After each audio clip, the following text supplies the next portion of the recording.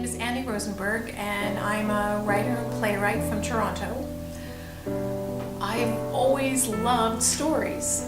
I grew up with stories.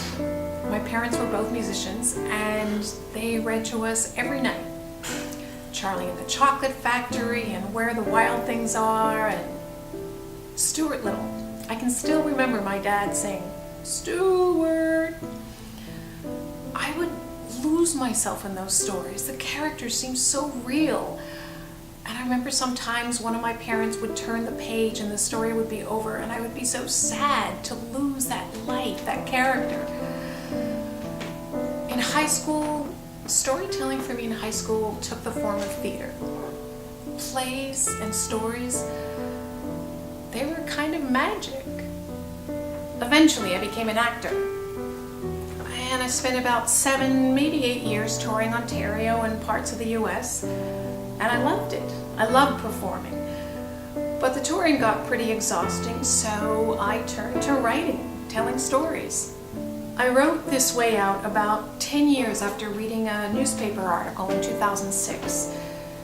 And in the article, they talked about one family's deportation to the Azores from Toronto. His son were taken to their flight. The boy's girlfriend reached out to him. She was begging him not to go, crying. Over the years, I kept wondering what had happened to that boy and his family. I started clipping out articles, and I scribbled down the barest thread of ideas. In 2012 and 2015, I went to the Azores with my husband, a Canadian Azorean, and we worked on writing and photography projects. I interviewed some of the families, but I never did find the teenage boy.